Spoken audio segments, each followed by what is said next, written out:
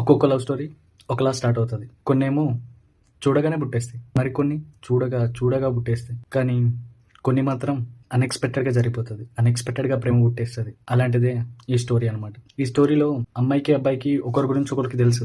ఎక్కువ మాట్లాడుకున్న రోజులు లేవు గానీ జస్ట్ కనపడంగానే హాయ్, బాయ్ చెప్పుకునే అంత పరిచయం అయితే ఉంది. ఈ అబ్బాయి ఒకరోజు వాళ్ళ ఫ్రెండ్స్ అందరూ కలిసి పార్టీ చేసుకుంటుంటే వెళ్ళాడు. వెళ్ళి మంచిగా కూర్చున్నారు, సిట్టింగ్ ఏశారు, డాన్స్‌లు ఏశారు, ఎంజాయ్ చేశారు, అంతా బానే ఉంది. వాళ్ళ కాలేజ్ డేస్ అన్నిటిని గుర్తు చేసుకొని ఒక్కొక్క స్టోరీ, అరే అది ఇట్లా జరిగింది కదరా, అట్లా జరిగిందిరా అని చెప్పి అన్ని మెమరీస్ అన్ని చెప్పుకుంటున్నారు. అందులో ఒకడు, అరే ఈ అమ్మాయి గురించి తెలుసారా, ఇలా జరిగింది కదరా అని చెప్పి మాట్లాడుకోవడం స్టార్ట్ చేశారు. అందరేమో అయ్యో పాపం అని అంటే, కానీ అందులో ఈ అబ్బాయి మాత్రం వేరేలా ఆలోచించాడు. ఈ అమ్మాయి ఎట్లా చేసినా ఈ అమ్మాయి లైఫ్లో నేను ఉండాలి, నా లైఫ్లో అమ్మాయి ఖచ్చితంగా ఉండి తీరాలని చెప్పి ఫిక్స్ అయిపోయాడు. అరే నేను ఈ అమ్మాయిని లవ్ చేస్తున్నారా అంటే ఈ రోజులలో ఏ ఫ్రెండ్స్ అయినా ఒప్పుకుంటారు, కానీ ఈ విషయం ఫ్రెండ్స్కి చెప్తే మాత్రం యాక్సెప్ట్ చేయరనమాట. ఎందుకంటే అమ్మాయికి ఆల్రెడీ పెళ్ళి అయిపోయింది, ఒక పాప పుట్టింది.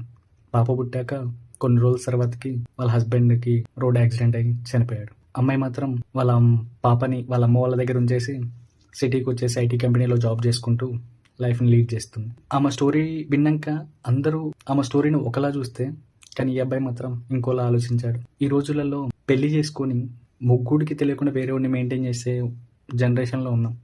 కానీ ఈ అమ్మాయి మాత్రం చాలా డిఫరెంట్ అనమాట.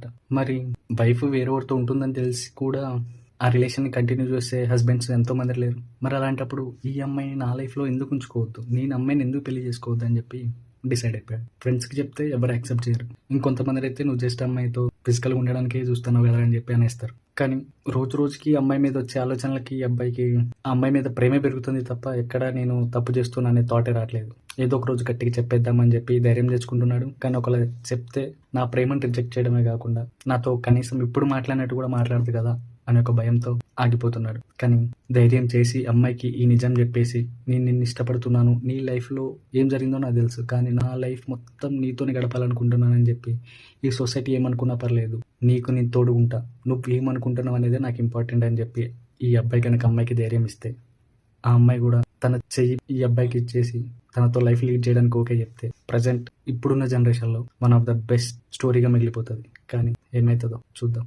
ఈ అబ్బాయి అనుకున్నట్టు వాళ్ళిద్దరు ఒకటవుతారా, లేకపోతే అమ్మాయి రిజెక్ట్ చేసేసి కనీసం ఇప్పుడున్న ఫ్రెండ్షిప్ కూడా లేకుండా ఎండ్ అయిపోతుందో. కానీ ఇలాంటి ప్రేమలు బతకాలి.